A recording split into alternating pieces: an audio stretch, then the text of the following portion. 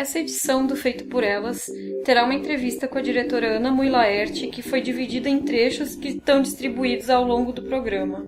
Because you need people to make films. Não tem um método assim, é tipo possessão. O cinema e a arte, em geral, ela tem uma capacidade muito grande de transformação. Eu acho que eu consegui fazer o filme porque muitas dessas questões já tinham adormecido. Creo que siempre ando circulando por los mismos climas. You know, they're segmented, right? There's the people who give a shit that a group of women are making a movie together, right? Because they care about women in media. Eu particularmente tenho vontade de parar de fazer cinema todos os dias. Se eu conseguisse pequenas produções para fazer pequenos filmes com a paixão e o vigor que eu sei que eu tenho, esse seria o meu caminho.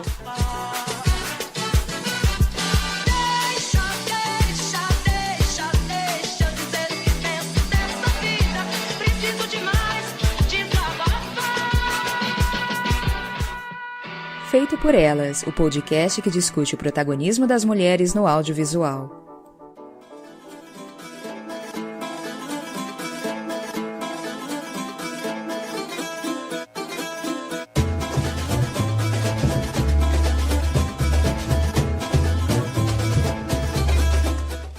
Eu sou Camila Vieira, escrevo para o blog sobre cinema e agora estou escrevendo para o site Verberenas.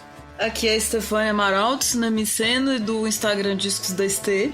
Aqui é a Samanta Brasil, da Partida Feminista. Estou escrevendo agora para o Delírio Nerd. Eu sou curadora do Cineclube delas. E eu sou Isabel Wittmann, do Estante da Sala e do Cinema em Cena. Você está escutando o Feito por Elas, podcast que discute o protagonismo da mulher no audiovisual. Hoje nós falaremos sobre a cineasta brasileira Ana Mui Laerte.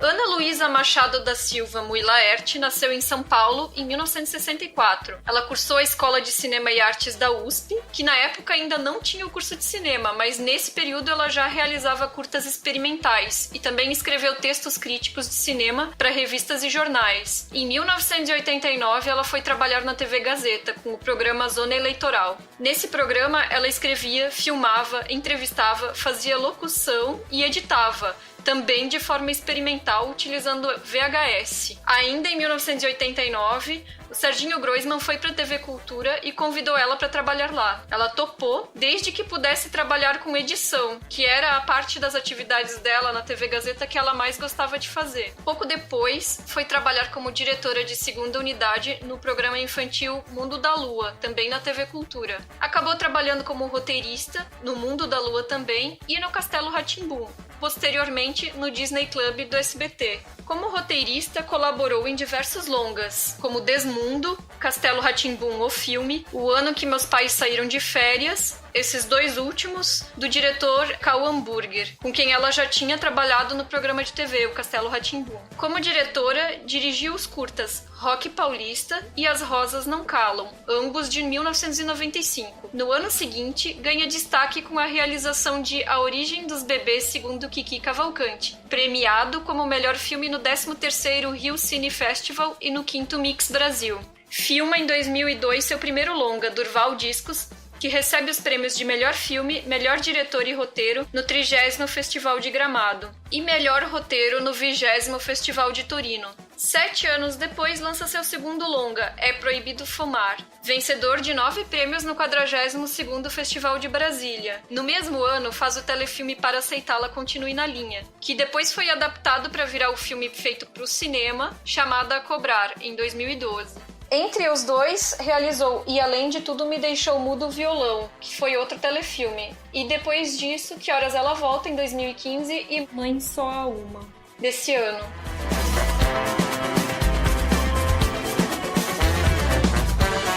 Em geral, a gente pode falar que os seus filmes tratam de universos íntimos e domésticos dos personagens, que estão em uma realidade estagnada, até que elementos externos alteram sua rotina. Retratam dramas contemporâneos, mas com uma pitada de humor, em uma mescla de gêneros, tudo isso realizado com grande cuidado estético.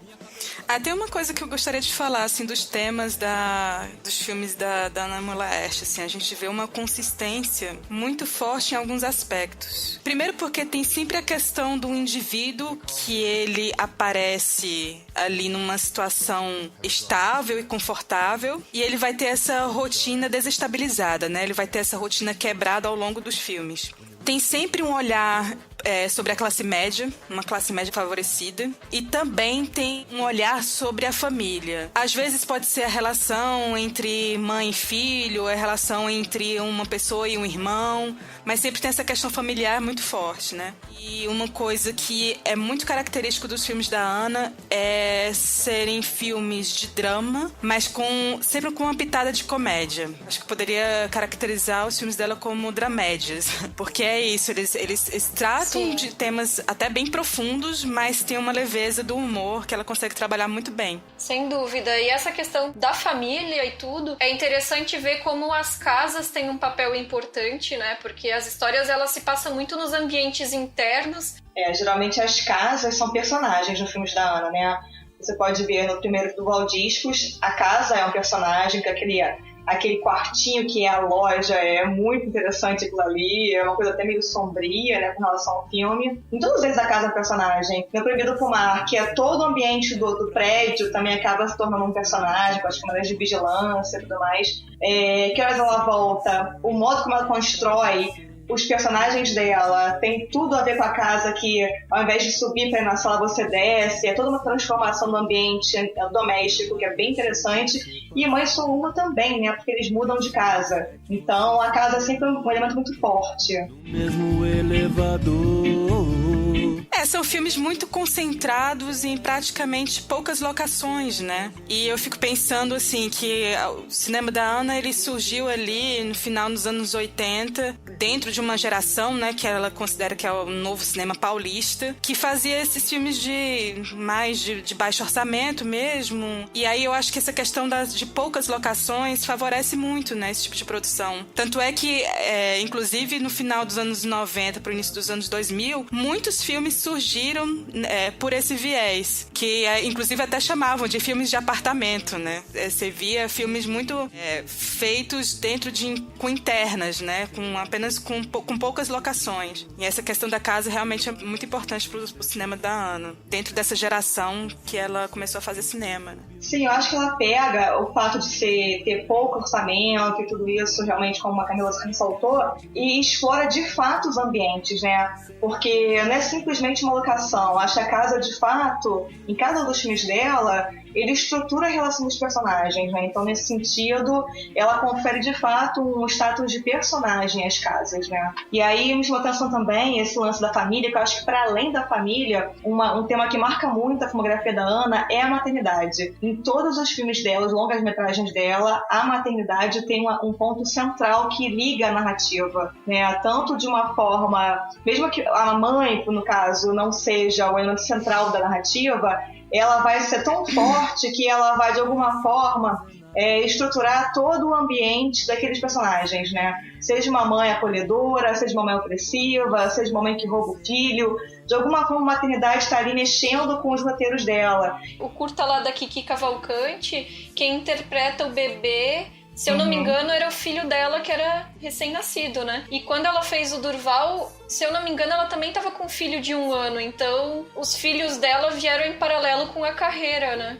Pois é, porque parece que ela saiu, ela entrou na faculdade com 16 anos e o primeiro longa dela foi com 36 anos. Quer dizer, teve um gapzinho de 20 anos. O que aconteceu na vida dela durante esses 20 anos, além de estar trabalhando na televisão e tudo mais? Eu acho que talvez a maternidade tenha uma importância aí, né? E ela ficou pensando isso, regurgitando o lance de ser mãe e o quanto isso influencia na vida das pessoas enquanto seres sociais mesmo. Dúvida com relação ao Proibido Fumar. A figura da mãe é importante, porque me parece que mais importante pro filme é a tia, né? Sim, mas aí tem a ausência da mãe também, né? Sim. Ainda é um núcleo familiar ali e só de mulheres, né? A tia falecida e as 3 irmãs, né? Exatamente. E ela tem um confrontozinho com essa irmã, tem um diálogo maravilhoso para as duas falando: por que você não tem filho? Passou da hora, você tem filho já, né? Ela fala: Quer dizer, sempre de alguma forma tá ali perpassando a maternidade como pano de fundo, né?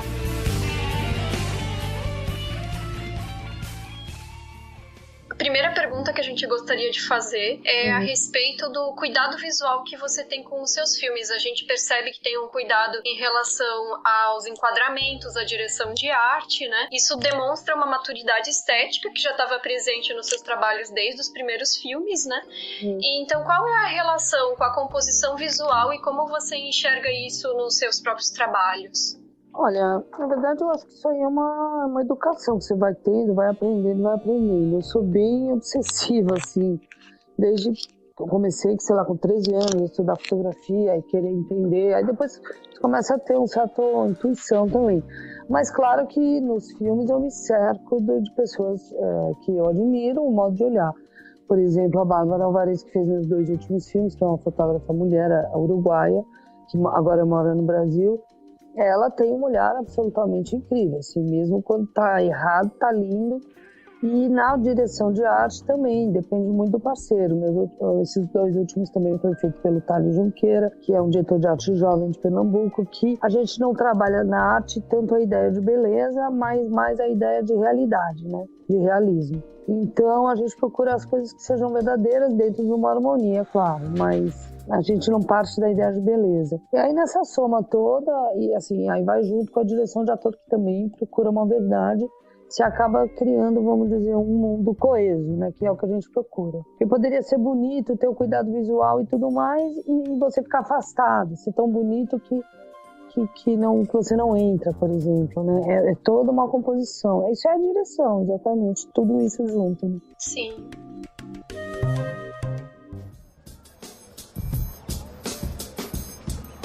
Você tem o último do Skank? Skank tenho sim. Aí. Aqui, ó. Disco? Por que não comprou? Queria CD. Mas o nome da loja é Durval Discos. E daí, mãe? Tem gente que quer, tá legal? Agora todo mundo só quer CD, as indústrias vão parar de produzir vinil. O que vai acabar? O LP. Ué?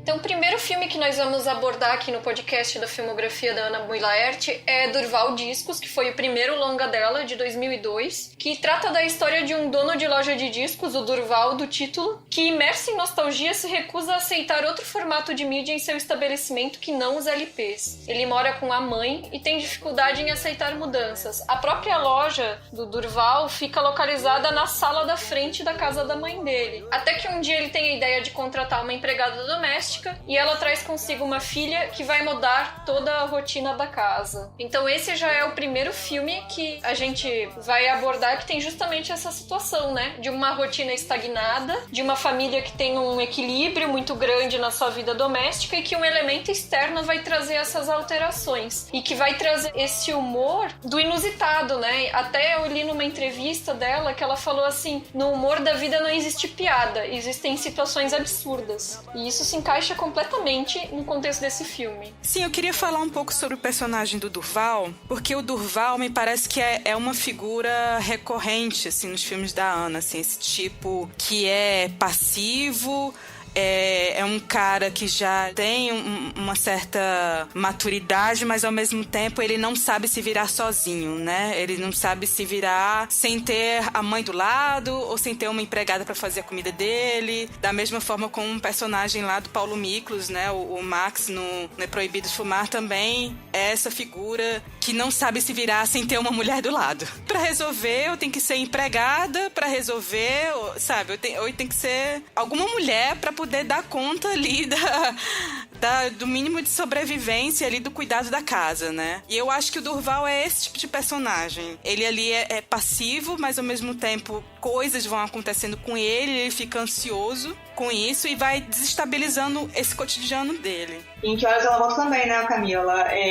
O pai lá, eu esqueci o nome do personagem agora, que é o Lourenço Mutarello que interpreta, também esse passivo, né? que depende da empregada pra fazer tudo. Uma pessoa prostrada, é uma figura recorrente dos homens nos filmes da Ana, né? E de certa forma o Fabinho também, né? Sim, sim. Ele segue esse modelo, né? De homem que precisa de alguém pra servir.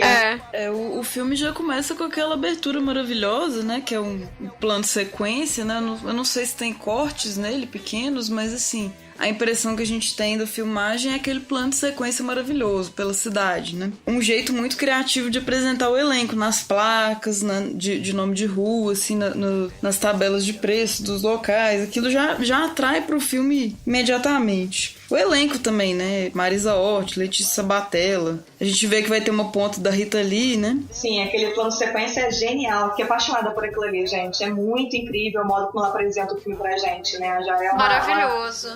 Já é um prenúncio de que o filme vai ser incrível, assim.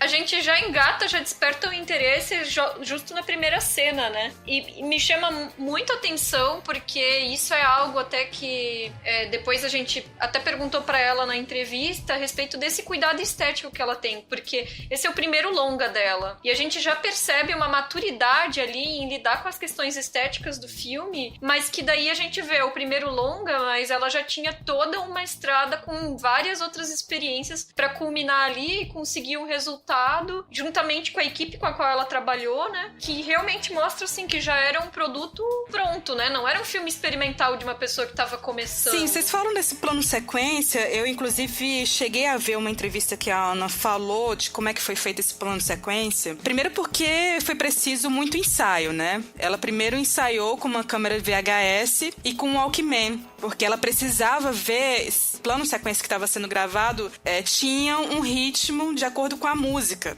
que ela tinha escolhido. Então, isso do ritmo, desse cuidado com o ritmo, apesar de Durval Discos, pelo título, você pensa que é um filme sobre música, né? Eu imaginava que seria um filme sobre música. Dramaturgicamente é uma outra coisa. Mas aí, se a gente for pensar na forma como o filme é feito, ele tem esse ritmo muito apurado, no sentido até mesmo da forma como foram feitos os ensaios com os atores. Eu não sei se vocês chegaram a ler ou se ouviram alguma entrevista, ela fala que naquela cena do almoço, do Durval com a mãe, aquilo ali ela usou um metrônomo pra contar o ritmo daquela cena, a forma como eles estavam dialogando ali, aqueles dois atores, né? E isso deu um certo ritmo que ela estava buscando, inclusive no improviso que os atores davam para as cenas, né? Porque ela trabalha muito assim, o roteiro é como se fosse um guia e os atores, eles vão ali improvisar em cima do texto que ela criou, né? Gente, isso é maravilhoso. E também, sobre as suas obras, elas costumam incluir um universo de familiaridade, espaço doméstico e, de certa forma, algo intimista, né? Essa escolha é deliberada porque você também roteiriza os filmes, né? Eles, de alguma forma, refletem experiência pessoal? Olha, eu acho que sim, porque assim, eu sou taurina, eu gosto de ficar em casa, eu acho que eu acabo já pensando as histórias em ambientes circunscritos, assim. Eu nunca imaginei uma história com milhares de locações. A mais que já teve foi só uma, que o menino troca de casa, né? A história é a própria transformação, mudança. Mas eu acho que no início isso foi uma deliberação racional no Durval, até porque eu acho que eu era uma diretora principiante, ia fazer meu primeiro filme, eu não queria fazer nada muito grande, eu queria poder concentrar mais, né, no drama dos personagens, poucas locações, uma central, e atenção dramática nos atores, nos personagens. Eu comecei assim com uma certa, não querendo ser pretensiosa, querendo ser simples para poder dar conta do recado. Aí depois o Proibido Fumar acabou sendo parecido, a Chamada a Cobrar não, o filme que passa o tempo inteiro nada, também pouca locação, porque é o carro, mas o Que Horas Ela Volta numa casa, e o novo é o que mais tem, né? É o que mais tem mudanças. Mas eu acho que sim, todas as histórias têm um quê de autobiografia e nada de autobiografia também. Sempre a coisa nasce de alguma experiência ou de alguma coisa que me interessa, mas depois vai se afastando de mim, né? Tem que ser assim. Legal. Eu tinha lido uma entrevista dela onde ela falou que apesar de ela ser roteirista, né, ela não se apega aos diálogos propriamente ditos, ela se apega mais ao que a cena vai passar, a sensação, né, os diálogos descarta e vê o que os atores vão fazer ali na hora, né. Mas ela também falou um negócio que eu cheguei a anotar aqui pra compartilhar com vocês, porque eu achei lindo, assim, e tem tudo a ver com esse cuidado estético e essa questão do ritmo. Ela disse assim, cinema é música, você tem que saber qual é seu andamento, você vai entender que a cena vai acabar e o filme vai deslizar como um transatlântico, ao contrário do que se faz no Brasil muitas vezes, começa rápido, depois fica devagar, depois acelera, porque não há consciência de que você está fazendo algo no tempo, a musicalidade da construção dramática. Ou seja, ela tem essa noção de que o filme ele tem que fluir dentro de um ritmo específico, que é essa música maravilhoso que ela coloca em cena. Não digo música propriamente dita, tipo, nem trilha sonora nem diegética, mas como ela enxerga o ritmo na cena, né? Sim, ela disse que o nome disso é sequence model, né? Que ela pegou de uma tradição americana, parece que quem usa muito isso é o Kubrick, o Woody Allen, que a estrutura ajuda a dar uma certa conta do ritmo, né? E ela equipara a importância de cada cena para estar sempre um filme harmonioso. E aí essa musicalidade do roteiro é bem interessante o modo de trabalhar dela. Agora, pensando na questão dos personagens do Durval, né? Uma coisa que me chamou a atenção foi como ela trata a questão do trabalho doméstico em comparação que horas ela volta. Quando eles vão tratar do acordo com a primeira candidata que aparece para trabalhar na casa deles, eles oferecem R$100 por pernoite. É tipo trabalho escravo. E fica R$100 até o momento em que a personagem da Letícia Sabatella aceita. Ela topa por R$100. Então, assim, diz assim, só pra começar, né? Só se fosse alguém na condição da personagem pra aceitar mesmo, né? Porque era já absurdo. Não, e outra, a personagem da Letícia Sabatella não é empregada, né? Ela é a sequestradora. Exato, então por ela isso. aceita porque é cômodo pra situação dela. Porque se ela fosse empregada, né? Eu acho até muito, muito legal uma frase da personagem da Marisa Hort, né? Elizabeth, que ela fala assim, mas por R$100, nenhuma retirante você consegue. E aí, nessa hora, eu acho brilhante até a construção da Ana ter escolhido, por exemplo, a Letícia Sabatella, que no primeiro momento, que é geralmente uma atriz global, né, que geralmente vive a mocinha dos filmes, das novelas, e ela desloca esse enquadramento da atriz para, em tese, colocá-la como empregada doméstica, né? Que é um papel que geralmente você não vê a Letícia Sabatella sendo escalada. E é bem legal esse deslocamento. Até pelo fato de tanto Durval quanto a mãe dele serem personagens completamente de aparência comum, né? Não são personagens geralmente que as pessoas em filmes veem como personagens centrais, principais. Todo o elenco, na verdade, né? De personagens mais comuns, assim, que é maravilhoso. E ela quebra esses estereótipos de padrão de beleza que a gente vem comentando nos filmes anteriores, nos nossos podcasts anteriores. A gente também percebe que as narrativas elas sempre têm uma pitada de humor, de certa forma, por mais que sejam dramas, né? E qual é a importância do humor para você nos roteiros? Olha, para mim é bem grande, assim.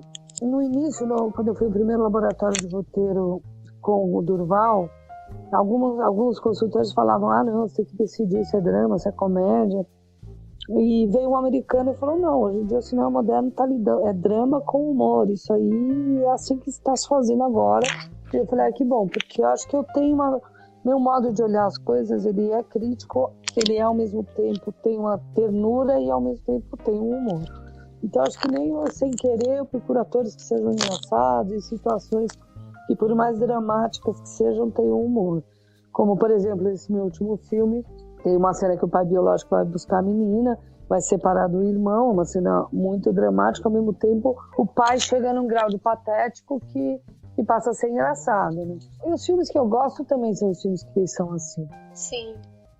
É interessante no início, assim, que primeiro foca na menininha, que depois vai ser um personagem interessante, lá com os cavalos e tal. É a primeira cena. E depois é uma loucura, porque no plano de sequência vai focando cada hora numa pessoa e você fica, gente, essa é a pessoa principal? Vai acompanhar ela? Não. Até chegando no Durval. Então, assim, vai aquele tour pela cidade, né? Várias possibilidades de acompanhar uma pessoa. Não, vai ser a mãe dele na parte de cima, depois o Durval. Então é uma apresentação completa do cenário, né? Até ficar um filme completamente dentro daquele ambiente quase, da casa, né, da casa que é a loja de disco. E ele já é apresentado, tipo assim, não vendo CD, não trabalho com CD, né, já bota moral já. Aí tem um cara que fala que o som do CD é melhor, que é uma atrocidade, isso é um absurdo, né, que vinil, todo mundo sabe que vinil é melhor.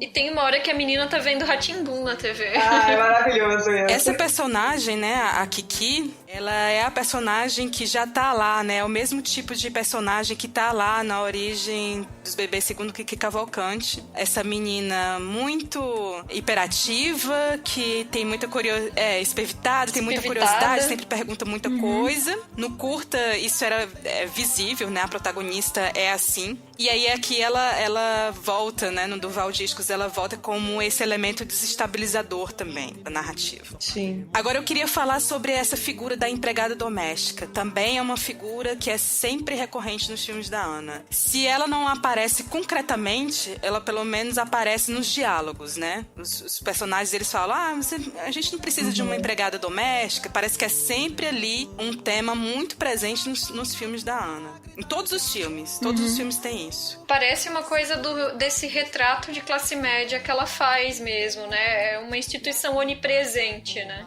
Tanto é que no Chamada a Cobrar, ela faz uma super crítica nesse sentido, né? Da imobilidade da patroa lá, que não consegue perceber que é um falso sequestro, enquanto que a empregada doméstica que tá ali, né? A mulher é totalmente dependente da empregada doméstica, e ela, na verdade, salva a mulher porque ela vai salvar toda a família, ela percebeu de cara que era algum problema, né? E essas situações absurdas, né, que a diretora gosta, como a Isabel mencionou, o filme é praticamente... só tem elas, assim, parece que vai ser uma trama normal, mas aí com a chegada da Kiki e com a descoberta do que aconteceu, vira tudo absurdo, assim, a avó embarca no fantasia infantil, né, faz tudo que ela quer, compra um cavalo pra menina, e aí a menina quer uma fazenda, né, aí ela apresenta os ratos como os bichos da fazenda, os ratos de esgoto, é tudo muito fora da realidade, é muito louco isso. E aí vai pro suspense, né, assassinatos, enfim... a mãe quase vira uma bruxa de animação da Disney, né? Essa cena dos ratos me lembrou um pouco isso.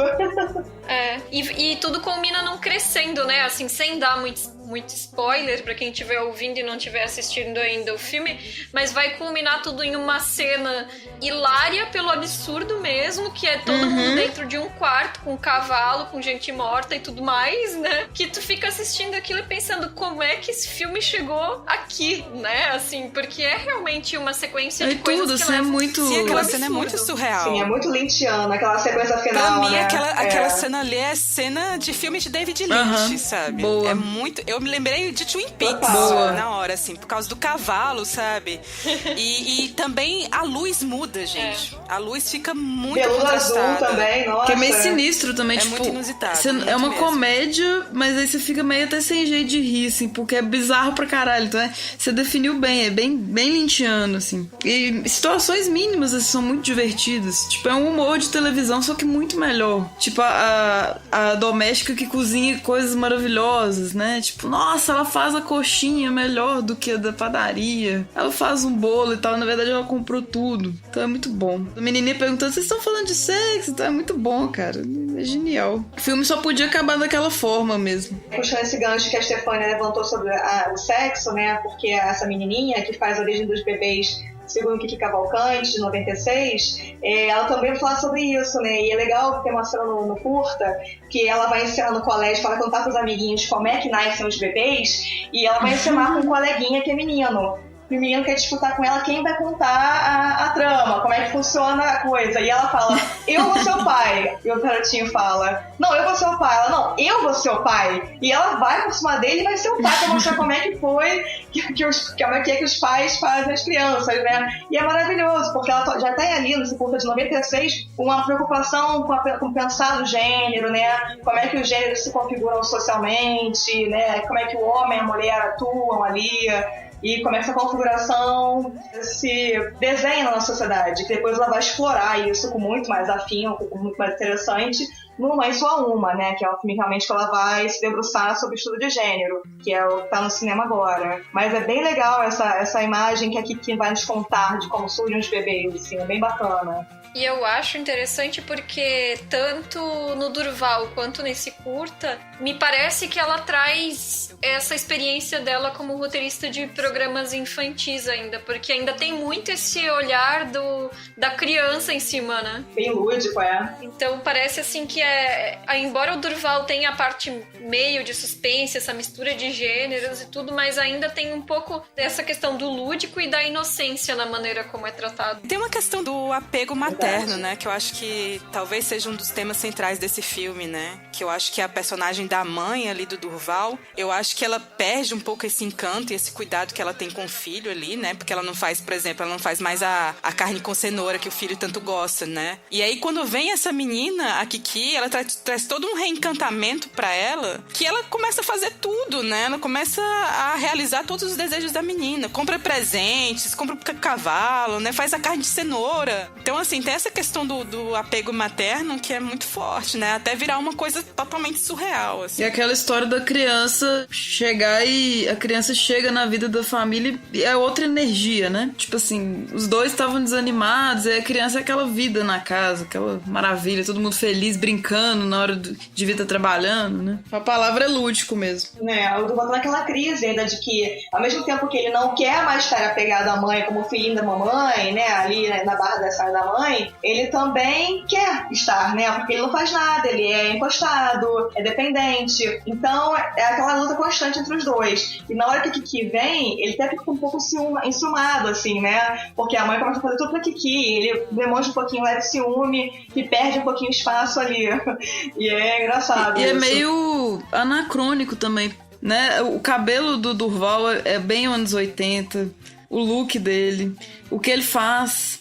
A história se passa em 95, 95? Né? Então é a transição, porque o pessoal já pede CD. E ele, assim, ainda tá meio... Bem anos 80, mais que seja 95, ele tá fazendo uma função ultrapassada. Você vê que ele não é um cara novo mais, né? Não, ele tem esse apego a esse passado dele, né? Todo mundo só quer CD, então ele até tenta manter a casa, mas não tá conseguindo mais. Tanto é que a loja fica praticamente vazia, né? São poucos os clientes ali. A maioria dos clientes que frequentam são amigos dele. É. E aí tem aquela... Rita Lee também. A participação da Rita Lee é maravilhosa, ela comprou um né? CD, um disco raro do Caetano. Ali já pra anunciar.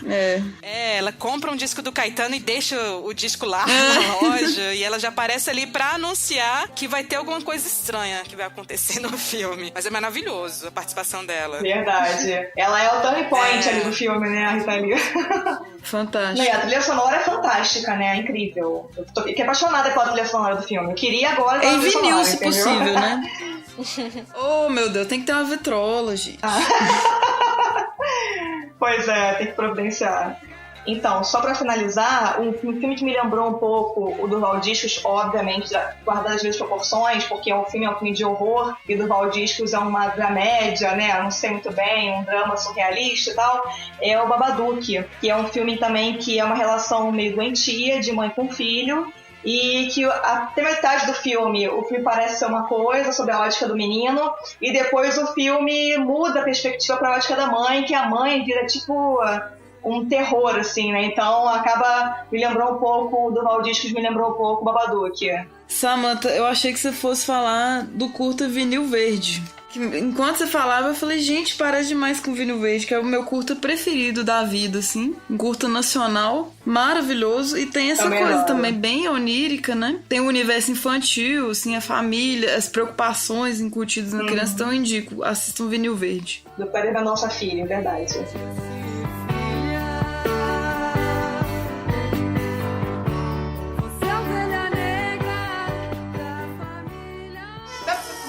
Respeitar sua sobrinha? Eu vou fumar lá fora. Afinal, alguém já alugou lá o apartamento lá vizinho meu? Ah, sim. Seu Max. Foi a mais linda história de amor. Você que mora aí? Eu sou seu novo vizinho aqui. Max. Bem-vindo. Ao seu dispor. Vem cá, posso te pedir uma coisa? Claro. Dá pra você fumar pra lá? Cigarro parece meu amigo, mas é meu inimigo. Mui Laerte de 2009, ele tem algumas coisas em comum, principalmente em alguns elementos que são utilizados na narrativa, com o Durval Discos. O É Proibido Fumar, que relata a trajetória da Baby, uma professora de violão que mora em um apartamento antigo e briga com as irmãs pela posse do sofá da falecida tia. Novamente, um elemento externo traz mudanças em sua vida. O apartamento ao lado é ocupado por um novo vizinho, o Max. Como os nomes já revelam, a dinâmica do relacionamento mostra Max tentando se engrandecer e Baby se apequenando diante dele. Mais reviravoltas virão. Muito bom. E esse É Proibido Fumar também tem as presenças ilustres, né? Tem a Peach, que vai alugar um apartamento. Ela parece tão rápido, mais rápido ainda do que a Rita Lee. Mas é massa, você está vendo o filme da Peach. Tipo assim, nem é atriz, né? E nessa mesma cena da Peach, nessa mesma cena que a Peach aparece o Lawrence Mutarelli, né? Que é o corretor de imóveis. Sim. E que vai ser esse ator recorrente, assim, nos filmes da Ana, né? Ele vai estar ali no Que Horas Ela Volta. E além de tudo, me deixou o mudo violão, Assim, que tem atores que são bem recorrentes, né, nos filmes da Ana, né? O Mutarelli é um, a Marisa Hort também, ali no início, faz né? uma ponta nesse filme também, Marisa Hort. Ela faz a irmã, né? Do sofá. Isso, a bem-sucedida. E tem, numa cena do elevador do prédio também, aparece os Abujanras, né? O pai e o filho, né? Na época, Ana Mui Laerte era casada, né? Acho que ele tá no Durval Discos também. Filho, né? Ele também vai lá comprar um disco. Fora que o Paulo Miklos é o segundo. Então essa ligação com música dela a gente vê que Max. é forte mesmo. Né? Sim. Eu gosto muito já da abertura também do É Proibido Fumar, aquela fumaça, assim, que por mais que poderia parecer clichê, né, no filme, ficou muito divertido aquelas fotos, porque a gente vê muito crédito em filme nacional, não acaba nunca, né? Petrobras, né, Cine, Ministério da Cultura, né? Aí nesse fica fumacinha, fica as fotos no meio, aí já começa também super divertido, assim. Você já vai conhecendo um pouco daqueles personagens. Né? Eu achei fantástica a direção de arte, assim, na questão da composição, até dos móveis, da decoração dos dois apartamentos. Quando vai apresentando o apartamento da primeira vez, o apartamento vizinho, né? Quando a Peach vai olhar e a gente vê as manchas de onde deveria ter alguma coisa que foi tirada, sujeira. E no apartamento da Baby, aqueles móveis, sei lá, da década de 70, que dá pra ver que ela nunca mudou ali, que aquilo ali era o apartamento da mãe dela e ela realmente... A mãe dela já faleceu e ela nunca mexeu em nada daquilo ali. Não tem nada que torne o apartamento de novo, dela, igual o Durval, dela. né? Dessa nostalgia manter na vida. Igual quando chega o sofá que muda o forro, ele é totalmente desconexo com a decoração vovozinha, né? Aquela coisa moderna, com bolinhas assim, não tem nada a ver. Aquele caos. Eu acho uma casa maravilhosa, assim, do ponto de vista de direção de arte, assim, de dizer algo sobre a personagem, eu acho fantástico, porque eu fiquei só observando aqueles ornamentos todos, aqueles bibelôs, sabe? E tanta planta, tem muita planta, sabe, dentro daquele espaço. Nossa, muita planta. Gente, como é que essas plantas conseguem sobreviver com essa fumaça do cigarro, gente? Porque é uma coisa assim, né? É muita planta, inclusive ela tem planta até bordada no casaco dela, assim, sabe? E é muito curioso você notar, assim, por esses detalhes, né? De começar o filme com essa fumaça do cigarro. Porque é um filme que vai falar sobre dependência química e dependência afetiva também. Acho que tá associado, né? As duas coisas. Sim. Achei a direção de arte fundamental pra esse filme. E aí, nesse sentido, o apartamento da Baby é muito como é a vida dela, né? Um acúmulo de coisas que ela não consegue se libertar, de uma forma geral, né? Enquanto que o do Paulo Miklos é um apartamento bem vazio, ele tá sempre de mudança, sempre de passagem. Então, é a vida de cada um se retratando em cada apartamento. Então, de novo, o apartamento tá aí com um personagem querendo dizer alguma coisa sobre os personagens, né? É bem bacana. O lance do sofá mesmo é a acomodação da Baby, que ela não consegue se libertar para um mundo novo. Tanto é que tem um diálogo dela com a Marisa Hort, que é a irmã dela, ela fala, né? Você continua com aquele violãozinho lá, eu não, peguei a herança e fui estudar, fui melhorar de vida, e você continua com esse vídeo que você tem aí. Quer dizer, a imobilidade dos personagens, né? Aquela estagnação, não conseguir sair da zona de conforto, né? Sempre lembrando o passado. ao passado, ela é muito apegada ao passado. Você vê isso quando ela fala do sofá, quando ela tenta se libertar um pouco desse apego do sofá, mas aí volta porque a irmã mudou, né, a estampa do sofá. E aí tem aquele momento que ela vai se lembrar do aniversário, que também é uma coisa muito nostálgica, ela começa a chorar disso no passado, porque perdeu a receita de bolo, sabe, do aniversário. Ela começou a chorar e eu comecei a chorar junto, assim, aquilo foi uma coisa cabulosa pra mim, foi uma catarse, sabe? Aquela cena do aniversário, aquilo pegou em mim, eu falei que a Isabela riu da minha cara, mas gente, aquilo é maravilhoso, aquelas imagens da festinha, e ela falando, eu quero o bolo da minha tia, sabe? Aquilo foi muito pesado. Inclusive, assim, Glória Pires, eu não sou capaz de comentar, tanto que a Glória Pires é maravilhosa nesse filme, assim. Não sou capaz de comentar. E ela é vista como isso, né? Como essa personagem solteirona, antiquada, né? Se a gente for comparar com as irmãs dela, né? A Teca é essa, que é a personagem que a Dani DeFusi faz, né? Ela faz essa dona de casa que não trabalha porque o marido não quer. Tem um filho, né? Cuida do filho e não trabalha porque o marido não quer. E a Pop, que é a personagem da Marisa Hort, que é essa que estudou, que é bem sucedida, que é mulher de negócios. Então tem uma diferença muito clara entre as três, né? São 3 tipos de mulheres bem diferentes. Interessante que num filme só, ela fala de 3 modelos de feminilidade possíveis, né? Que é aquela mulher casada, com filhos, que não trabalha. A bem-sucedida, que largou tudo, independente, mas também não tem filho, não tem família, não tá nem pra família. Quer dizer, vários estereótipos que ela vai ali trabalhando pra gente pensar o que é essa mulher, né? E a Baby, que é a eterna romântica. Então tem um diálogo fantástico dela com a irmã, a que é casada, que ela fala que tá apaixonada pelo Paulo Miklos e tal, o personagem dele. Aí a irmã brinca e sacaneia ela. Você nem conhece o cara? Que maneira de se apaixonar por alguém que você nunca viu na vida? Ela tá apaixonada pelo cara, você nunca viu uma vez o cara tá apaixonada? Quer dizer, aquela eterna romântica, né? Sim. Idealizadora, de uma vida que ela nunca vai alcançar, porque ela tá sempre naquela idealização de que não é o fato, né? Não é o real. Ela é extremamente romântica. Ela é o tipo de mulher que se produz pro homem, né? Pro homem gostar. Ela serve a mesa pro personagem do Paulo Miklos, arruma a casa dele, se depila. Não, as cenas dela da depilação são as melhores, é fantástica. E aí a gente vê o que é uma mulher filmando, uma mulher se depilando e um homem filmando. Você reparar, a Ana tem um cuidado enorme nas cenas de depilação, que ela inclusive tá de calcinha, ela tá filmando a Glória Pires da ponta dos pés, porque a gente poderia estar vendo ali uma posição ginecológica, e a Glória Pires com a perninha cruzada, fechada sutilmente, quer dizer, a gente não vê nada invasivo nela. É linda aquela cena, eu achei lindo o modo como a Ana filmou, que poderia ser uma cena, de repente a gente ia ver a Glória Pires ali em cenas ginecológicas, né, posições ginecológicas, e ela filma de uma forma tão sutil, tão bonita. Eu achei incrível isso.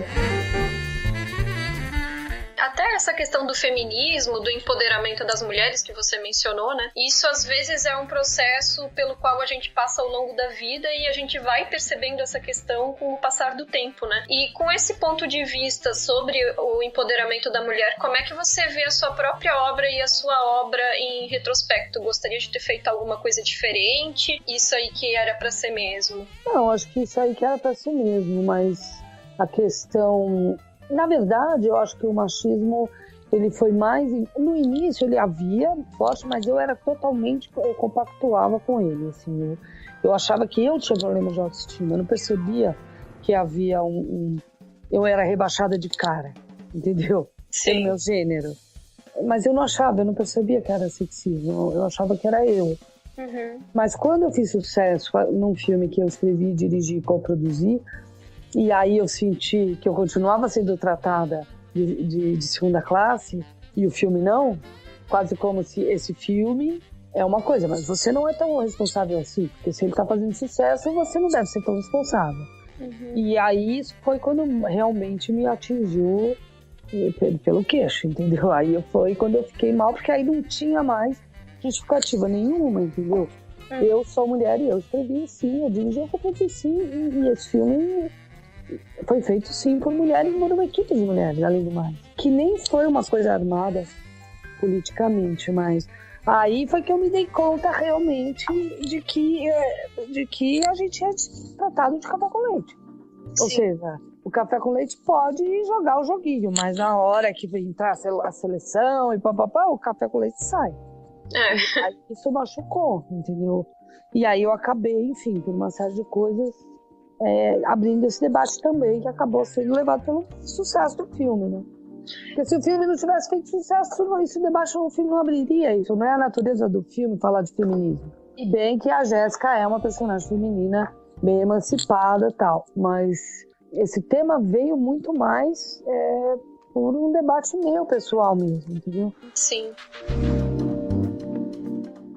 E aí a relação da Baby com o Max, né, pegando esse gancho da questão do romantismo dela, de como ele se aproveita disso pra daqui a pouco tá passando a frequentar mais o apartamento dela, tá comendo na casa dela, tá criticando a comida dela, o fato de ela fumar, tá fazendo gaslighting, né, chamando ela de paranoica. Total. Quando ela tem ciúmes e dizendo que ela sempre tá compara louca. Com a ex, que é absurdo. Então ele se mostra bastante abusivo em relação a ela, né? Sempre querendo se posicionar como superior e tentando diminuir ela de alguma forma. Sim, e ela por se sentir meio derrotada, aquela mulher que tá ali dentro de casa, que não sai muito, recebe os seus alunos em casa, que é sua fonte de renda, né? Ela vai aceitando, ela vai se permitindo aquele relacionamento meio abusivo que eles têm ali, né? Porque ele, bem ou mal, tá meio que pagando pra ela, e ela vai aceitando e se permitindo ser aquela mulher dona de casa que a sociedade espera que ela seja, né? Aquele idealismo que ela tem do que é ser feliz, né? Do que seria uma mulher feliz, realizada. E pra mim, aquele sofá, o sofá vermelho da tia Diná,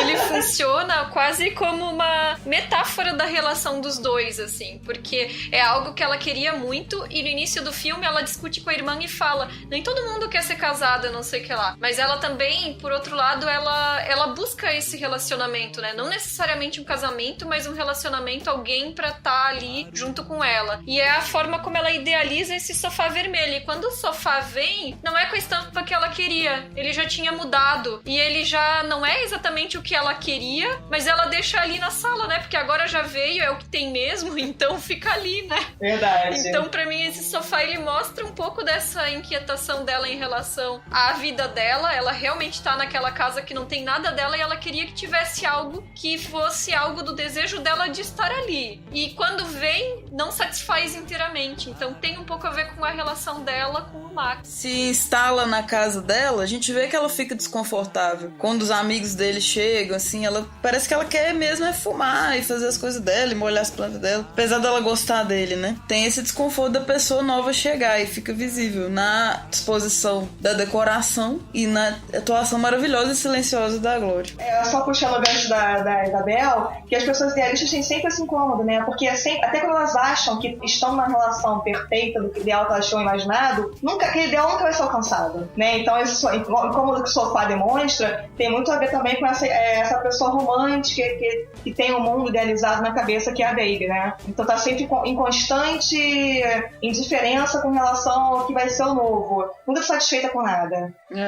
Vou falar da sequência dos fumantes anônimos, que eu acho maravilhosa. Principalmente o tratamento que ela tem, né? De ficar bebendo água, né?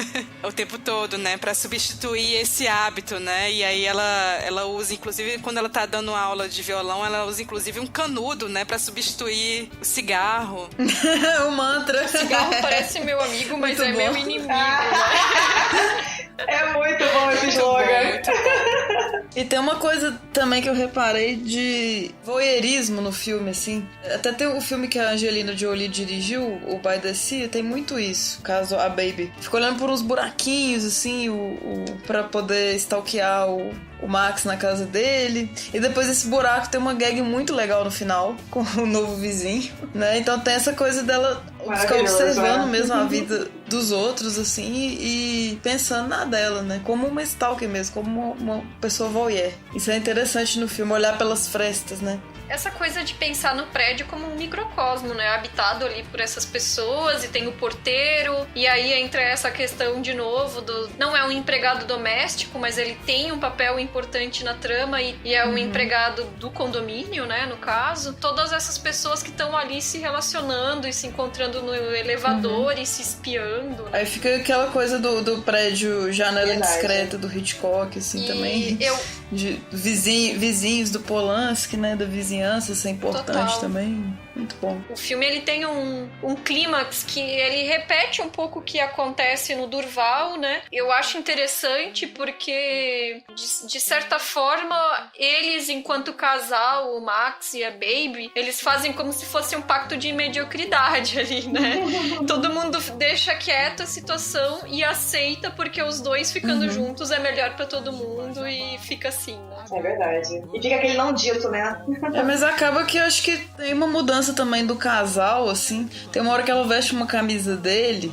Eu acho que os dois começam a se entender melhor, assim, a ser um casal mais bacana mais pro final, sabe? Apesar de todo esse incômodo, esse abuso inicial, ele começa a ficar mais massa com ela e a entendê-la, né? Tanto que o que ele faz e tal é nesse sentido, pra poder ser um casal de verdade mesmo. Porque Sim. aí tem algo que de fato une eles, que é a tragédia, né? A tragédia une o casal, pois é. Eu acho que tem isso, que eles no final estão se relacionando de uma maneira mais harmônica porque tem esse não dito, como a gente falou, né? Que fica entre eles criando esse laço extra, né? Tragicômico, né? Que é genial na trama e que resolveu tudo, assim, que resolve o fantasma do passado e une os dois mais ainda. Então, assim, funciona melhor ainda do que no Durval, né?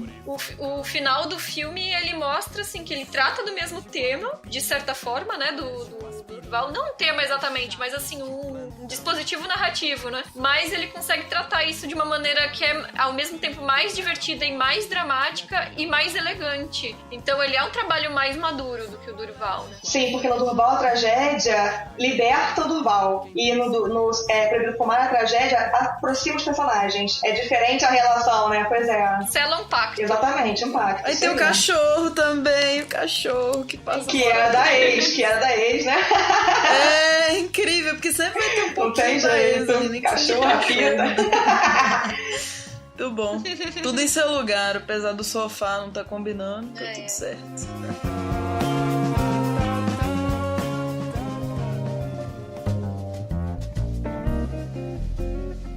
E sobre o Que Horas Ela Volta, né, o seu último trabalho, né, ele acabou se tornando, de certa forma, um marco no cinema, né, ele escancarou esse debate que a gente está tendo contemporâneo sobre as relações de classe, também de gênero, de certa forma, né, e o público teve uma grande identificação com o filme. Como foi para você essa percepção positiva e essa recepção do filme?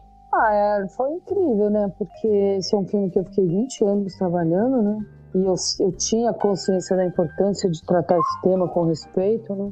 E eu acho que, assim, todo o trabalho teve resultado, assim, né? A gente conseguiu, e ainda, né, trazendo a Regina, que também tinha um conhecimento muito forte dessa personagem, eu acho que a gente chegou no... Enfim, a Bárbara, toda uma equipe muito forte, a montadora Karen Harley, também uma coisa que eu não sabia que tinha, que era a questão feminista, ou seja, da força da mulher, né? A gente estava muitas mulheres na parte artística, praticamente só mulher, né? Então acabou tendo esse valor também, né? De trazer essa discussão tanto do separatismo social quanto da mulher. Agora, eu sabia que o filme teria uma boa repercussão, porque a gente viu que ele chegou no nível de excelência, mas não dava para imaginar que teria o tamanho da repercussão que teve, principalmente nas classes mais populares, né? O cinema brasileiro, tirando as comédias populares, né? Eles acabam atingindo menos pessoas, né? É difícil chegar nas classes menos privilegiadas, e esse filme conseguiu. Então, eu me sinto extremamente realizada, né? Como cineasta e como cidadã também, por ter conseguido trazer uma plataforma de debate que tenha servido para o país se tornar mais consciente, enfim, das pessoas, né? Se verem mais dentro de um jogo que a gente já nasce jogando sem nem mesmo perguntar, como diz a Val, né? A gente já nasce sabendo, né? Sim.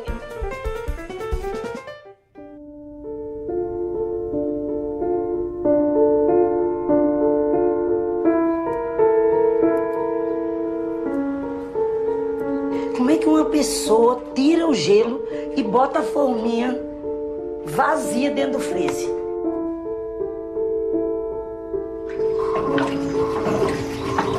Janela, janelinha, porta, campainha, pé. Já sou moço grande, para lá. Na Bárbara, Jéssica, minha filha, tá querendo vir pra São Paulo pra ficar comigo. Mentira! Que bom, Val! Que ótimo, né?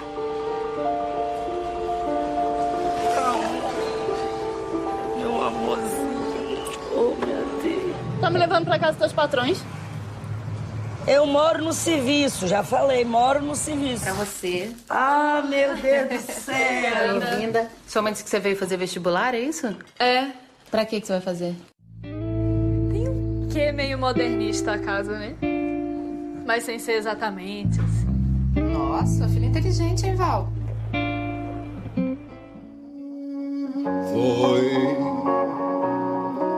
Foi meu coração. Em 2015, a Ana Mui Laerte lançou Que Horas Ela Volta, que foi sem dúvida o seu filme que teve maior sucesso de público e tornou o seu nome conhecido em todos os cantos do país. Trata da história de Val, empregada doméstica na casa de Bárbara e Carlos, que praticamente criou o filho de ambos, Fabinho. Jéssica, a filha de Val, cresceu longe de sua mãe, que teve que deixá-la no Nordeste para poder trabalhar no Sudeste, mas tudo muda quando ela vai para São Paulo ficar com a mãe para tentar o vestibular. Vou puxar o gancho que eu terminei falando do filme anterior e falar da cachorra desse filme agora, que é a Meg, é o mesmo nome da minha cachorra. Mas é como a gente já falou, né? De novo, essa questão, né? A família tinha toda uma rotina. A Val, ela não percebia problema na posição hierárquica que ela era colocada dentro da casa, dos patrões dela. E foi a chegada da Jéssica que desestabilizou esse equilíbrio pra bem, né? Assim, não é uma desestabilização que seja negativa, né? Tanto é que a Val fala, né? A Val naturaliza tanto a coisa que ela chega uma hora e diz: você não sabe que tem que ser assim, que tem que se comportar? Quer dizer, tá tão naturalizado como a Val tem que se comportar, qual o lugar dela naquela família, que ela nem mais consegue enxergar tudo aquilo, né? Aquela lógica perversa em que ela tá inserida. Eu gosto muito da personagem da Jéssica, né? Que é a Camila Márdila que faz, não só por ela ser esse elemento desestabilizador, mas porque é uma personagem que ela não quer o dinheiro dessa família rica, né? Ela só quer usufruir os modos de vida. Ela quer usufruir esses modos de vida porque pra ela se sente portadora desses mesmos direitos. Ela não consegue entender por que ela não pode entrar na piscina, por que ela não pode estar no quarto dos hóspedes, por que ela não pode tomar o sorvete do menino da família. Então, assim, ela não quer o dinheiro dessa famia. Ela quer usfruir desses modos de vida. Ela vai lá pra reportar que é igual, né? Isso, que a mãe dela, ela não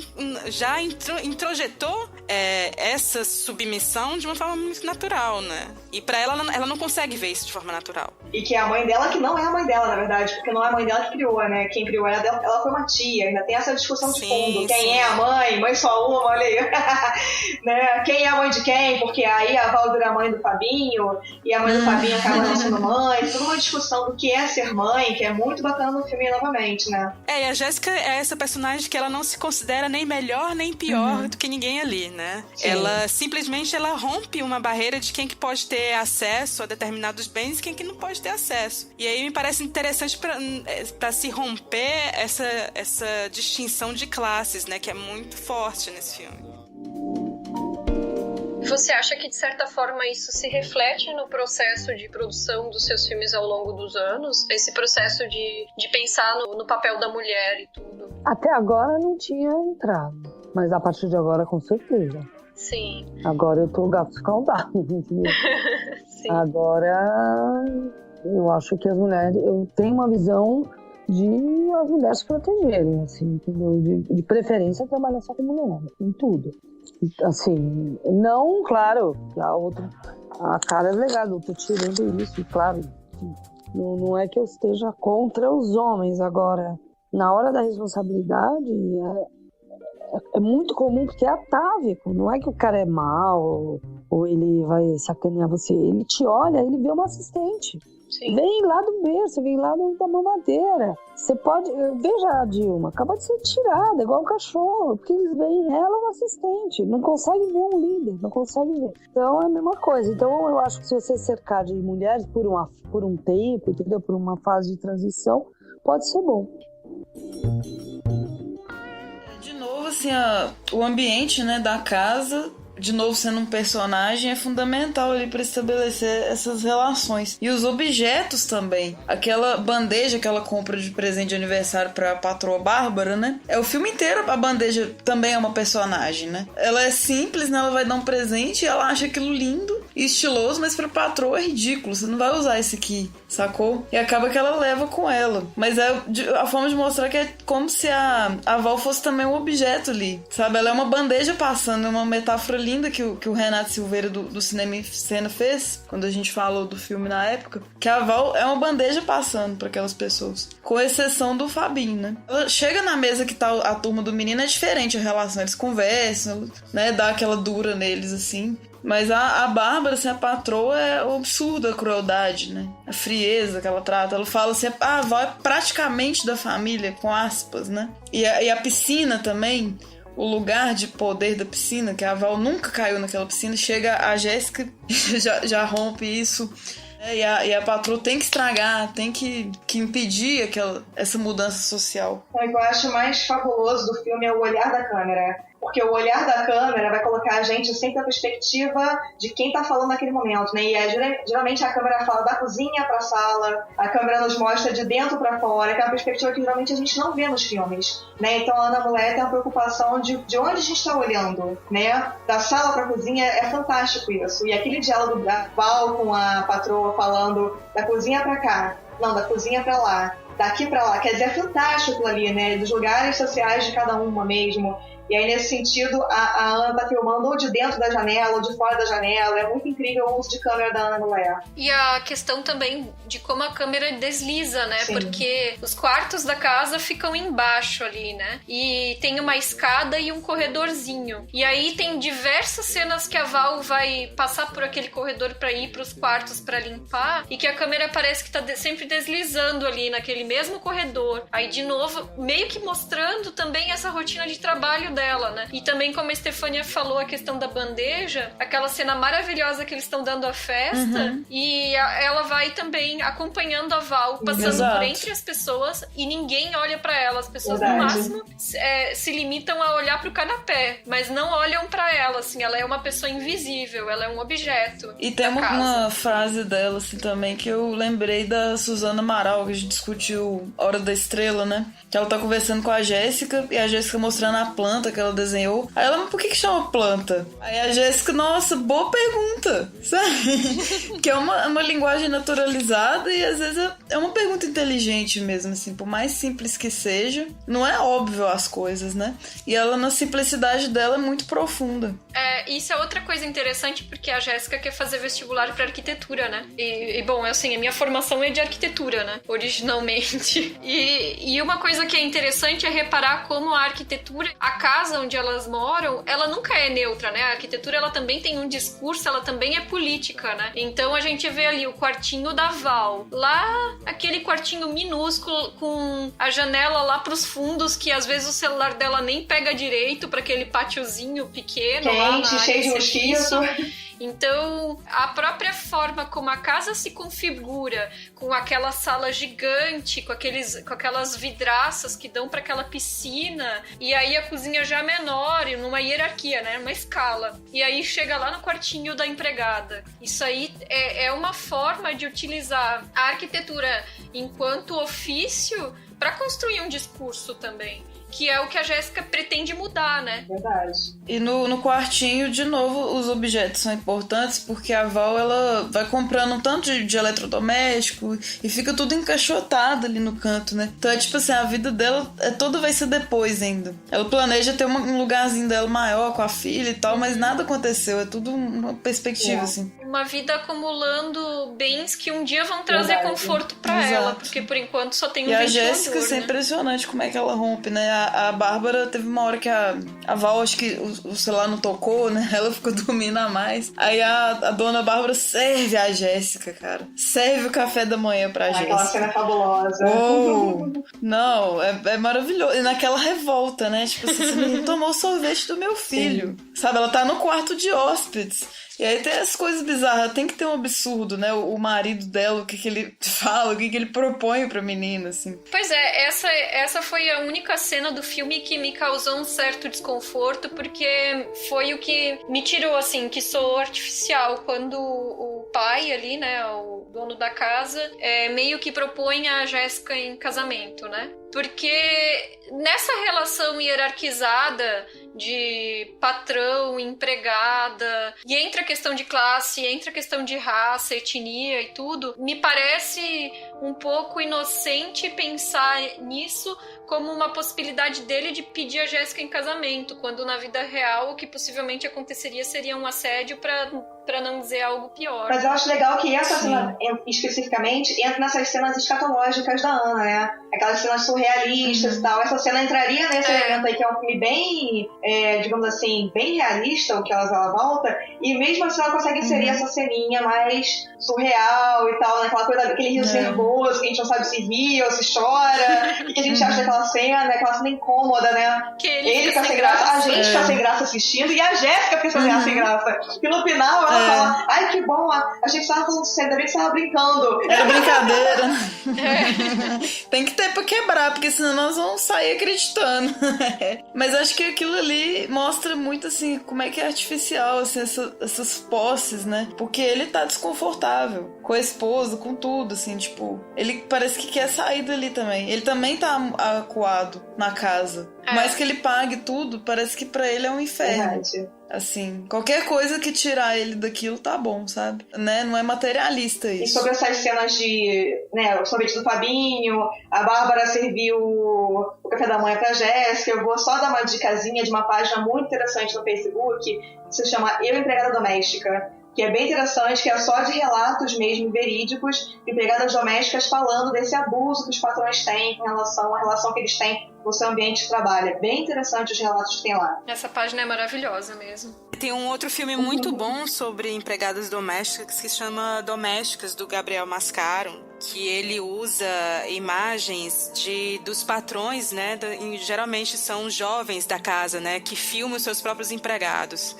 É bem interessante a gente ver como é que se dá essas distinções de classes, diferenças de classe nesse filme. Esse tá fácil de acessar, tem disponível na Netflix pra quem quiser assistir. É um documentário bem legal também. Aproveitando esse gancho também sobre a Dilma, tá circulando a notícia de que você tá filmando um documentário a respeito do afastamento dela, né? Você poderia falar pra gente um pouco sobre o desejo de fazer esse documentário? Então, eu fui convidada para participar, eu tô coproduzindo esse documentário com a Lopolite, o César Charlone. A gente tá filmando, enfim, esse período de afastamento lá no Alvorada. Exatamente o que o filme vai ser, a gente ainda não sabe, mas enfim, como o golpe tá chegando ali, tá chegando nela, como é que tá o palácio nesses dias, e o filme vai terminar no momento que ela saia do palácio ou que ela volte para não. É um filme bem, vamos dizer, o aspecto humano ali do golpe. Tem a questão também do preconceito linguístico, né? Que quando a Jéssica chega, assim, a primeira coisa que ela fala, o pessoal já ri. Nossa, ela fala que nem a Val, assim, com o regionalismo, né? Então são várias críticas sociais, assim, de camadas mesmo que o filme passa. A Isabel falou que ficou incomodada com a cena do Mutarelli, né? Naquela cena ali. Eu, na verdade, me incomodo mais com o final. Eu me incomodo um pouco com esse tom de esperança num sucesso pessoal. Eu acho que é um filme que veio tardiamente, num contexto de crise que o Brasil está vivendo. Eu acho que talvez funcionasse naquele período lá do início do governo Lula, em que havia toda uma aposta, né, na questão do consumo, havia todo um otimismo, né? Talvez funcionasse ali, mas no momento em que o filme foi lançado, eu acho que ele ficou um pouco datado. Aquele final ali volta numa situação... Eu não consigo ver esperança naquilo. Eu vejo ingenuidade naquilo ali, sabe? Então, eu discordo um pouco da Camila, porque eu acho que o legal do final do Que Horas Ela Volta ela não romancia essa saída delas da casa do patrão, no caso, porque o sucesso delas é meio relativo, né? Fica até em aberto o que elas vão conseguir fazer para se sustentar, digamos assim. A Val diz que tem umas economias, né? Até porque a Val realmente não fazia nada da vida dela, só vivia com empurrada em casa, não tinha lazer, não tinha nada. E ela diz que talvez vai fazer massagem ou curso, alguma coisa nesse sentido. De repente, a Camila Marques pode ganhar uma bolsa na faculdade, naquela época, mas enfim. Elas não têm aquele sucesso, elas só simplesmente saem da casa do patrão e vão para um lugar bem humilde, né? um lugar bem periférico, a casinha, inclusive, é super humilde. Então, não sei, eu gosto bastante do final, Camila, eu discordo de você. Eu acho que é um final relativamente aberto e que deixa a possibilidade de coisas boas irem pro futuro, mas ele não deixa marcado de que elas vão ter algo fácil nesse momento, né? Então eu acho interessante, sim, assim, a Val, ela optou por sair daquela condição de trabalho que ela tinha, ela sabe que ela vai ter que fazer outra coisa, vai ter que dar um jeito, elas falam que elas vão se virar, então tem um lado realista, mas tem uma pitada de otimismo no que vem adiante, né? Verdade, mas nunca diz que realmente elas tiveram sucesso naquilo ali. A gente não sabe, acaba o filme, né? Sem a gente saber o que vai acontecer. Muito pessimismo o futuro delas. Não Sim, sei, é uma leitura, pode ser pessimista mesmo, mas bem ou mal, a Ana não fala isso. Não fala isso, né? Deixa em aberto, de fato deixa em aberto. Sim. Eu fico comparando mais com o contexto em que o Brasil tá passando, desde o ano passado, né? Essa crise que... Apesar de que esse é um projeto que ela tava desenvolvendo há uns 20 anos já, né? Sim. Então, por isso que eu acho que chegou tarde demais. Eu acho que é um Entendo. filme que funciona no sentido de que é um filme que você não... Até então você não tinha visto, assim, tratar dessa relação, né? De patrão e empregado de uma forma tão frontal no campo da ficção, né? Mas, não sei, a resolução me pareceu ser um pouco utópica. Sobre o filme novo, né? Uma Só Há Uma, né?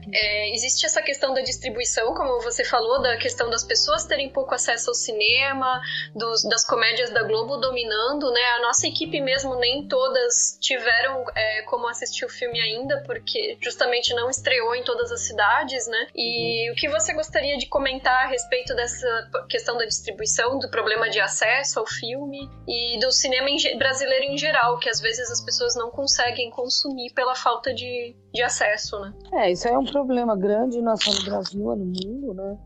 A sala de cinema se tornou um lugar de elite e a França, por exemplo, eles têm rede de cinema na França inteira. Aqui é muito menor, né? Agora, eu acho que a internet está aí para salvar todo mundo, né? O Que Horas Ela Volta foi realmente um filme, ele foi visto por 500 mil pessoas no cinema, mas ele foi visto por muito mais gente na internet, no streaming e download.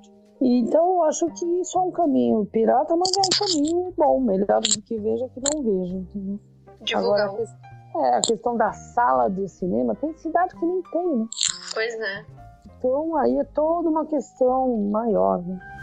Sobre o filme ainda, o Mãe Só Há Uma, né? Ele foi inspirado naquele caso do Pedrinho, né? E tem a questão da identidade de gênero não binária, né? Como foi a decisão de incluir a questão de identidade de gênero na história? Eu peguei a história por causa da identidade de gênero, por causa da questão da identidade, do menino que mudasse de identidade. Mais tarde, na hora de filmar, eu sempre faço uma revisão, tentando enfim, puxar mais e mais porque eu estou fazendo essa história, né? Qual o sentido dessa história? E aí eu tinha conhecido pessoas e voltado a frequentar no Rio de São Paulo e entrado em contato com essa geração não binária. E eu achei interessante trazer isso para o filme como uma forma de atualizar o personagem e também de trazer mais uma discussão a respeito da dificuldade de ser o que se é mediante a reação dos outros, né? Sim, porque são discussões bem contemporâneas, né? A questão das identidades que estão pipocando, né? Pois é.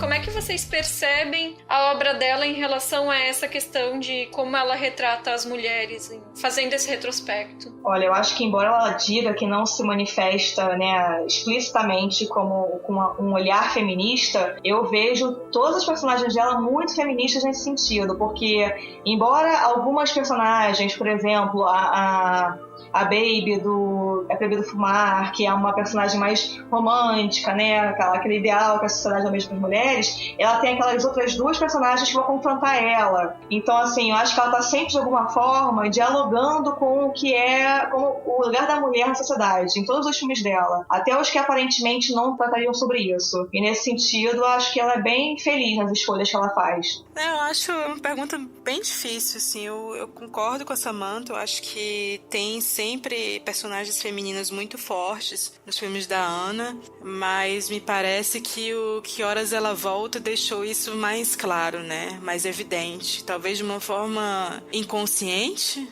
mas isso chegou, né, se aflorou, a ponto do próximo projeto da Ana ser sobre machismo, né? Acho que ela vai lidar com essa questão de uma forma mais direta, né? Porque até então tem personagens femininas interessantes, mas eu não sei se estão com um papel de empoderamento tão forte quanto foi a partir do Que Horas Ela Volta. Assim. Eu até fiz essa pergunta porque eu fiquei com a impressão de uma trajetória de que essa temática foi crescendo pra ela, sabe? Porque em Dorval, primeiro que ela coloca um homem protagonizando, embora tenha a menina, a mãe dele, a empregada, né? Mas assim, todas elas são personagens que estão circulando em torno dele e que talvez elas sejam um pouco estereotipadas, e talvez isso seja em virtude do tipo de humor que tá ali no filme. E já Não É Proibido Fumar, eu já fiquei com a sensação de personagens mais interessantes, mais bem elaboradas e que retratam universos de feminilidade diversos, né? Mas que isso só vai explodir realmente no Que Horas Ela Volta, que são 3 mulheres protagonizando o filme, né? E são 3 mulheres diversas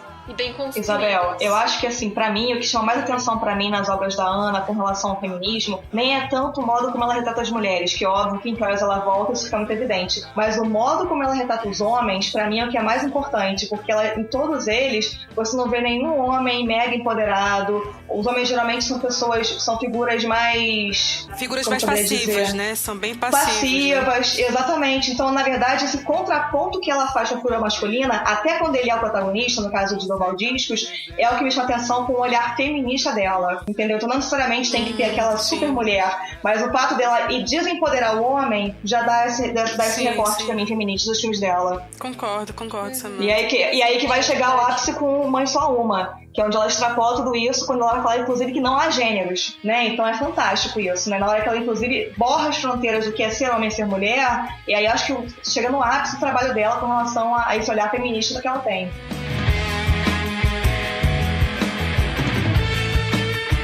Então agora a gente vai para as nossas considerações finais, o que cada uma achou dos filmes da Ana Mui Laerte e os jabás, onde cada um pode encontrar os nossos trabalhos e ler os nossos textos. Bom, eu gostei demais, assim, já curti a diretora, mas assistir esses 3... reassistir, né, o Que Horas Ela Volta e assistir os outros 2 foi maravilhoso. É difícil mais trabalhos dela, mas espero que ela continue. E eu quero muito ver o Mãe Só Uma, ainda tá no cinema por aqui em BH. Vou assistir essa semana, não consegui ver antes do programa. Por favor, né, vamos conhecer a Ana Mui Laerte. Sobre o jabá, você sabe, é o Cinema em Cena e no Instagram é o Discos da Estê. Eu fiquei muito feliz de poder visitar e revisitar a obra da Ana Mui Laerte, que eu acho que hoje em dia é uma das cineastas, entre homens e mulheres, no Brasil, que eu mais gosto e que eu acho que tem um trabalho mais relevante. Não é à toa que o filme dela, Que Horas Ela Volta, esse ano, né, foi escolhido para ser o representante do Brasil no Oscar, e a gente vê o peso que ela está cada vez alcançando e amadurecendo mais com seus trabalhos. Quem não conseguiu ver os filmes anteriores dela, corre atrás, porque realmente é uma filmografia incrível. O trabalho que ela tem de preparação de atores, o trabalho de atores que ela faz é fabuloso, porque, como ela mesma sempre diz, ela não se prende aos diálogos, ela não tem aquele formalismo com os diálogos que ela cria, então ela cria as cenas junto com os atores, e o resultado final sempre é maravilhoso, né? Ela tem aquela câmera que vai percorrendo os atores, junto com os atores, a gente se sente fazendo parte das tramas, e é incrível. O fato dela estar sempre preocupada com as questões sociais do país, eu acho que é importante, porque cinema para mim é algo político, então a gente sempre tem que deixar uma mensagem de alguma forma relevante para as pessoas que estão assistindo, e eu acho que o cinema da Ana Mui Laerte sempre tem isso, e acho que é uma diretora incrível, adoro os trabalhos dela, acho que vocês têm que ver todos os filmes, corram pro cinema para ver Mãe Só Uma, que é um filme genial. E vocês podem encontrar meu trabalho na página do Cineclube delas, que a gente está fazendo um levantamento aí das diretoras mulheres que foram apagadas pela nossa história. Estou escrevendo agora pro Delírio Nerd e na Partida Feminista. É isso aí. Eu gostei muito de conhecer o cinema da Ana. Já tinha visto alguns filmes, mas não com um olhar mais atencioso para esse podcast. Eu vejo que é uma diretora que evoluiu muito no sentido de ter uma consistência de trabalho, não só de dramaturgia, mas também cinematográfico, né, de linguagem. O trabalho de atores que ela tem, assim, é muito interessante. você saber também um pouco do processo, né, de como é que ela dirigiu esses atores, como é que ela ensaiou, né, as cenas em colaboração com eles. E gosto também desse olhar que ela tem sobre a classe média, que é sempre com uma pitada irônica. Eu gosto muito disso. E a gente não falou aqui de um filme que pra mim é o filme que eu gosto mais, que é o E Além de Tudo Me Deixou Mudo Violão. Pra mim é o filme que eu gosto mais. Eu acho um filme que é curtinho, né? O Média, que foi feito... É um telefilme, né? Que foi feito pra TV Cultura. Mas que eu achei incrível. Achei incrível. Se vocês puderem... Vocês ouvintes puderem procurar esse filme, é muito bacana. Vale a pena assistir. Eu escrevo pro blog sobre cinema e agora estou escrevendo pro site feminista chamado Verberenas. E tem um texto meu lá no Verberenas sobre o Mãe Só Há Uma. Bacana. Eu também achei incrível mergulhar nessa filmografia da Ana Mui Laerte. Eu só conhecia até então o Que Horas Ela Volta. É realmente uma diretora muito consistente. A qualidade dos filmes dela impressiona, o cuidado estético, o trabalho dos atores mesmo, como vocês falaram. E os filmes, eles são deliciosos de assistir. É o tipo de filme que dá pra assistir 1, 2, 3, 20 vezes. Com certeza a gente ainda pega coisas novas com o cuidado que ela tem com os detalhes. E ao mesmo tempo que eles tratam de temas contemporâneos e de dramas que são discussões importantes, eles sempre têm uma certa leveza e um humor. Foi muito divertido até ter assistido esses filmes pro podcast. E no meu caso, eu também tô lá no Cinema em Cena, nos podcasts e no estante da sala escrevendo, né? Para encerrar, para os nossos ouvintes, né, como o nosso programa é sobre a divulgação do trabalho de obras cinematográficas dirigidas por mulheres especificamente, né, a gente gostaria de saber se tem alguma diretora em específico ou filmes dirigidos por mulheres que estão entre os seus preferidos e que você recomendaria para quem ouve a gente.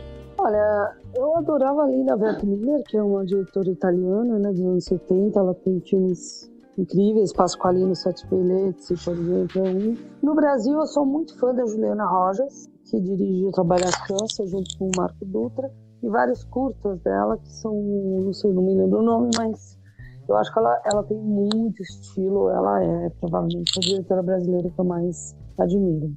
Bacana. Eu gosto também da Sofia Coppola, gosto dos filmes dela. Sim.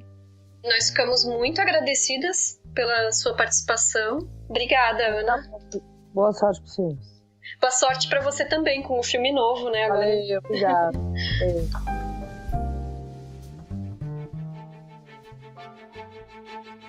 Para o nosso próximo programa, para quem já quiser assistir os filmes antes de ouvir o episódio, a gente deixa avisado que vai ser sobre a cineasta neozelandesa Jane Campion, com os filmes Um Anjo em Minha Mesa, de 1990, O Piano, de 93 e O Brilho de uma Paixão, de 2009. Para deixar o seu feedback sobre esse programa, você pode comentar diretamente no SoundCloud ou no e-mail cinemafeitoporelas@gmail.com. Você também vai nos encontrar no Twitter, no Instagram e no Facebook. Todos os links estão lá na nossa postagem, é só procurar. É isso, até a próxima. Valeu! Valeu! Até a próxima!